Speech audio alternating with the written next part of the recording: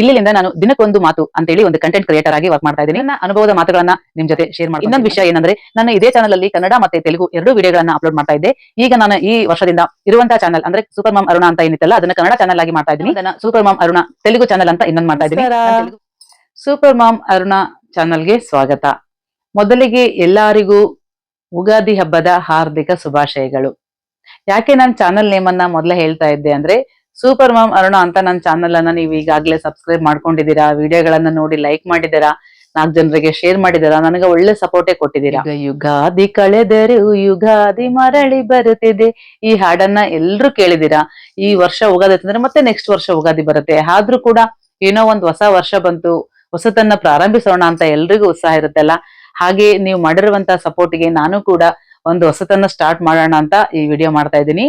ಇಲ್ಲಿಂದ ನಾನು ದಿನಕ್ಕೊಂದು ಮಾತು ಅಂತೇಳಿ ಒಂದು ಕಂಟೆಂಟ್ ಕ್ರಿಯೇಟರ್ ಆಗಿ ವರ್ಕ್ ಮಾಡ್ತಾ ಇದ್ದೀನಿ. ನನ್ನ ಅನುಭವದ ಮಾತುಗಳನ್ನ ನಿಮ್ ಜೊತೆ ಶೇರ್ ಮಾಡ್ಕೊಂತೀನಿ. ಅದು ಇಷ್ಟ ಆಯ್ತು ಅಂದ್ರೆ ಖಂಡಿತ ಲೈಕ್ ಮಾಡಿ, ಹಾಗೆ 4 ಜನರಿಗೆ ಶೇರ್ ಕೂಡ ಮಾಡಿ. ಇನ್ನೊಂದು ವಿಷಯ ಏನಂದ್ರೆ, ನಾನು ಇದೇ ಚಾನಲ್ ಅಲ್ಲಿ ಕನ್ನಡ ಮತ್ತೆ ತೆಲುಗು ಎರಡು ವಿಡಿಯೋಗಳನ್ನ ಅಪ್ಲೋಡ್ ಮಾಡ್ತಾ ಇದ್ದೆ. ಈಗ ನಾನು ಈ ವರ್ಷದಿಂದ ಇರುವಂತ ಚಾನಲ್ ಅಂದ್ರೆ ಸೂಪರ್ ಮಾಮ್ ಅರುಣ ಅಂತ ಏನಿತ್ತಲ್ಲ, ಅದನ್ನ ಕನ್ನಡ ಚಾನಲ್ ಆಗಿ ಮಾಡ್ತಾ ಇದ್ದೀನಿ. ಅದನ್ನ super mom Aruna Telugu channel ಅಂತ ಇನ್ನೊಂದು ಮಾಡ್ತಾ ಇದ್ದೀನಿ. ನನ್ನ ತೆಲುಗು ವ್ಯೂವರ್ಸ್ ಎಲ್ಲರೂ ನನ್ನ ತೆಲುಗು ನಿಮ್ಗೆ ಇಷ್ಟ ಆಗಿತ್ತಂದ್ರೆ ಆ ಚಾನಲ್ ಅನ್ನ ಸಬ್ಸ್ಕ್ರೈಬ್ ಮಾಡ್ಕೊಳ್ಳಿ, ಹಾಗೆ ಲೈಕ್ ಮಾಡಿ, 4 ಜನರಿಗೆ ಶೇರ್ ಕೂಡ ಮಾಡಿ. ನೀವು ನನ್ನ ಚಾನಲ್ಗೆ ಮಾಡಿರೋ ತನ್ನ ಸಪೋರ್ಟ್ ನೋಡಿ ನನಗೆ ತುಂಬಾನೇ ಖುಷಿ ಆಯ್ತು. ನಿಮ್ಮೆಲ್ಲಾ ಸಬ್ಸ್ಕ್ರೈಬರ್ಗೂ, ನನ್ನೆಲ್ಲಾ ವ್ಯೂವರ್ಸ್ಗೂ ಎಲ್ಲರಿಗೂ ಕೂಡ ತುಂಬು ಹೃದಯದ ಧನ್ಯವಾದಗಳನ್ನ ಹೇಳೋದಕ್ಕೆ ಇಷ್ಟಪಡ್ತೀನಿ. ಎರಡೂ ಚಾನಲ್ ಅನ್ನ ನೋಡಿ ಅಂತ ಹೇಳ್ತಾ ದಿನಕ್ಕೊಂದು ಮಾತನ್ನ ಪ್ರಾರಂಭಿಸೋಣ. ಈಗ ಉಗಾದಿ ಹಬ್ಬ ಆಗಿರೋದ್ರಿಂದ ಅದಕ್ಕೆ ತಕ್ಕಂತಾನೆ ನಾನು ಒಂದು ಮಾತನ್ನ ನಿಮ್ಗೆ ಹೇಳಕ್ಕೆ ಇಷ್ಟಪಡ್ತೀನಿ. ಉಗಾದಿ ಹಬ್ಬದ ದಿನ ಬೇವು ಮತ್ತೆ ಬೆಲ್ಲ ಎರಡನ್ನು ಸ್ವೀಕಾರ ಮಾಡ್ತೀವಲ್ಲ, ಅಂದ್ರೆ ಜೀವನ ಬೇವು ಕಹಿ ಆಗಿರುತ್ತೆ, ಬೆಲ್ಲ ಸಿಹಿ ಆಗಿರುತ್ತೆ.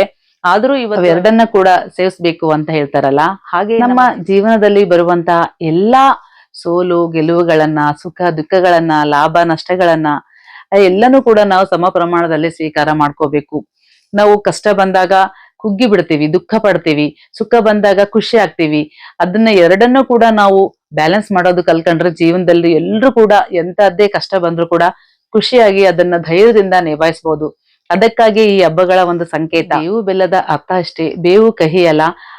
ನಮ್ಮಲ್ಲಿ ಜೀವನದಲ್ಲಿ ನಡೆದತಕ್ಕಂತ ಕಹಿ ಘಟನೆಗಳು ಏನೇ ಇದ್ರೂ ಕೂಡ ಸಿಹಿ ಜೊತೆಗೆ ನಾವು ತಗೊಂಡಾಗ, ಬೆಲ್ಲದ ಜೊತೆಗೆ ತಗೊಂಡಾಗ ಅದು ಕೂಡ ಸಿಹಿ ಆಗುತ್ತೆ ಅಂತ. ಬೇವಿನ ಕಹಿ ಸ್ವಲ್ಪನೇ ಇರಲಿ, ಬೆಲ್ಲದ ಸಿಹಿ ಹೆಚ್ಚಾಗಿರ್ಲಿ ಅಂತ ಈ ದಿನದ ಮಾತನ್ನ ಮುಗಿಸ್ತಾ ಇದ್ದೀನಿ. ಇಷ್ಟ ಆಗಿದ್ರೆ ಖಂಡಿತ ಒಂದು ಲೈಕ್ ಮಾಡಿ, ಹಾಗೆ 4 ಜನರಿಗೆ ಶೇರ್ ಮಾಡಿ. ಮತ್ತೆ 2ನೇ ದಿನದ ದಿನಕ್ಕೊಂದು ಮಾತಿನಲ್ಲಿ ನಿಮ್ ಜೊತೆ ಭೇಟಿ ಆಗ್ತೀನಿ. ಅಲ್ಲಿವರೆಗೂ ನಮಸ್ಕಾರ.